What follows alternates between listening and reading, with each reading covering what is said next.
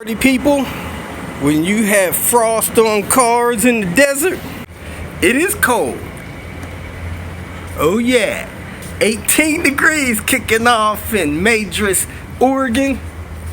I'm getting ready to grab me a bite to eat, get the cracking, get over here, get the rest of my stuff from Jason's place, climb this mountain, I think it's Fort Hood, get over to Oregon City, get Diane in the room, and get up to Portland. Help Greg get that manual swap complete. Whoo! Yeah, boy. Had some fun with Jason, man. Very nice family. His whole family invited me with open arms, hung out, fed me well, and man, Jason's got 3 very nice T5s. I mean, they're nice. One of them's a 5, 2 of them's a 4 or 5. We got that dash put together on that platinum. He is so excited to get that taken care of. So, wrap it up with him this morning. Head over to Portland. Catch you later. Welcome to Hanging Out with Robert. That's me. This video contains things that I encounter throughout the day. If for some reason I complete a task and you would like to see the details, you could click on the link in the description area below. This video also contains tips and tricks that I learned throughout the years. I plan on leaving this video accessible for about 30 days. After that, you can view it through my Patreon account. Thank you very much for watching. Made a stop here at McMinnville. Check out this V70 2000 model. Just recently bought it. Man, this car is in great shape. Compared to most that I see, great shape. Paint's in great shape. No ETM issues. Struts are in great shape. Clean car. Water pump had been replaced, so he's going to think about doing that. Heater core looks original. He's probably going to do that. And other than that, he's got a car that should last him a lot of miles. Keep oil and coolant in them. You should be good to go. If you're wondering, I could tell you how to get there.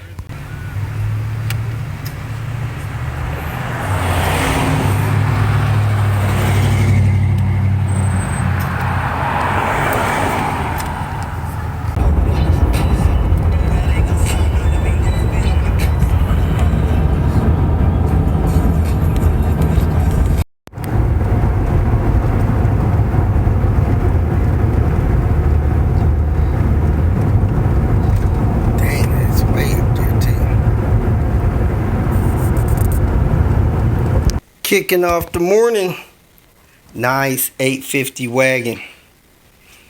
We're going to do a headliner in this thing and a few other things. Seats don't even look like they're in bad shape. Odometer is running. Looks like it might have, how many miles this one has on it?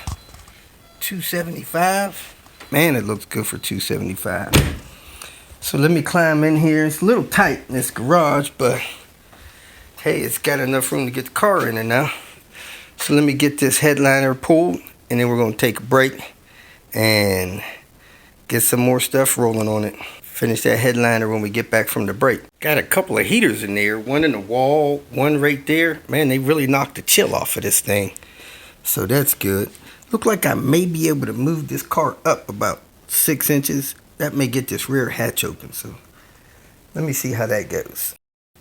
Rear hatches don't need a lot of space to come open to these cars. Nope, that's not enough space, but I could walk around it. So let's go ahead, get inside, and start pulling this headliner out.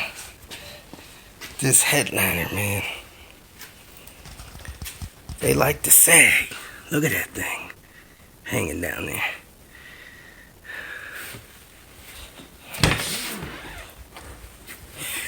Got a nice sag going on here. I've realized that the Volvo ones don't lose a lot of the foam through the headliner material while it's bouncing around. It doesn't rain foam down inside the car, so at least that's good. Looks like we got a couple of pieces of broken trim. Might try to make a dash to see if we can find some of that stuff. I'm going to disconnect the battery so we don't drain that while we're at it. Here we are, folks. Got the headliner out, material off. Time to clean off this foam. See, this foam is not supposed to leave fingerprints. And when it does that, it quits adhering to the fabric. Now, some people just like to try to get regular fabric and glue their favorite fabric on there. That doesn't work.